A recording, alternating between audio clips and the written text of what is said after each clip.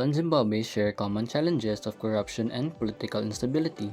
While Nepal managed relatively better economically, Zimbabwe struggled with severe economic difficulties, including hyperinflation. Nepal transitioned from a monarchy to a federal democratic republic, with frequent changes in government, where Zimbabwe experienced decades of authoritarian rule under Robert Mugabe in 2017.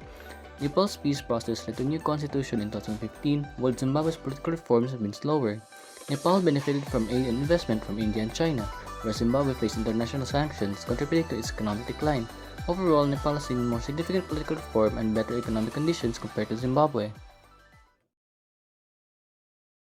Nepal and Zimbabwe have distinct political cultures shaped by their unique histories and societal dynamics. Nepal, a landlocked Himalayan nation, has undergone a remarkable transition from an absolute monarchy to a federal democratic republic. Its political culture is deeply rooted in traditional Hindu values with a strong emphasis on social harmony and consensus building. In contrast, Zimbabwe, a southern African country, has been grappling with political instability and authoritarian tendency since gaining independence from British rule. Its political culture is characterized by a strong sense of nationalism, rooted in the struggle for liberation, but also marred by ethnic tensions and a concentration of power within the ruling party. While Nepal's political discourse is largely shaped by efforts to balance modernity with cultural traditions, Zimbabwe's political landscape has been defined by a tug-of-war between democratic aspirations and the entrenchment of a ruling elite. Despite these differences, both countries face challenges in fostering inclusive and an accountable governance that represents the diverse interests of their respective populations.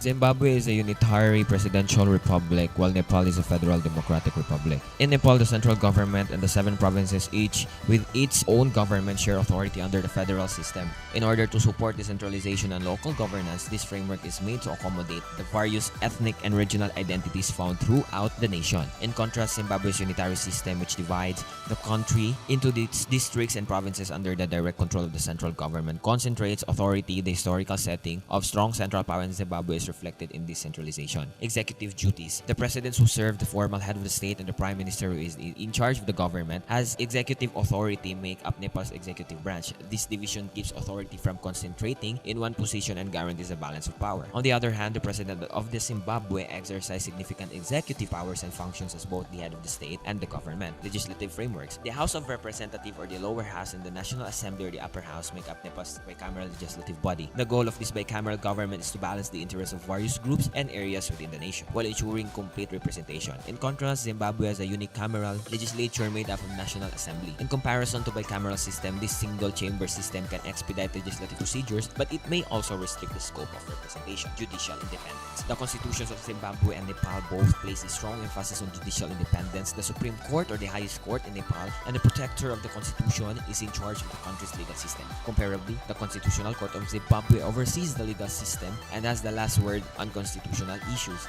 Despite these parallels, political factors have the ability to affect the practical independence of the court. Historically, Zimbabwe's judiciary has been criticized for alleged political dynamics. Nepal is a multi-party democracy with open elections between different political parties. Within the administration, this diverse atmosphere promotes coalition, formation, and political variety. However, since Zimbabwe's independence, the Zimbabwe African National Union Patriotic Front or the ZANU-PF has dominated the country's political scene. Even though there are multi-party elections and questions have been made concerning the fairness and competitiveness of the electoral process due to the dominance of single party. Local government. In Nepal, there are 3 levels of local governance: federal, provincial, and municipal. The purpose of this system is to encourage the grassroots involvement in governance and to give local governments more authority. Because each tier rights and duties are outlined in the constitution, local government is governed by officials nominated by the national government who oversee provinces and districts. Zimbabwe and Nepal have different political and historical backgrounds which are reflected in their respective political system. Zimbabwe's unitary presidential republic centralizes power under a powerful executive branch, whereas Nepal's federal democratic republic seeks to balance the power and accommodate variety through decentralization. When it comes to their unique features, tourism is the largest industry in Nepal and its largest source of foreign exchange and revenue. Home to 8 of the 10 highest mountains in the world, Nepal is a destination for mountaineers, rock climbers, and adventure seekers. Nepal is the 8th of the world's 10 tallest mountains. It has extraordinary landscape and consists highest lake, highest peak, highest valley, and many more. It has the densest concentration of the World Heritage Sites. Moreover, Nepali flag is the only triangular flag in the world.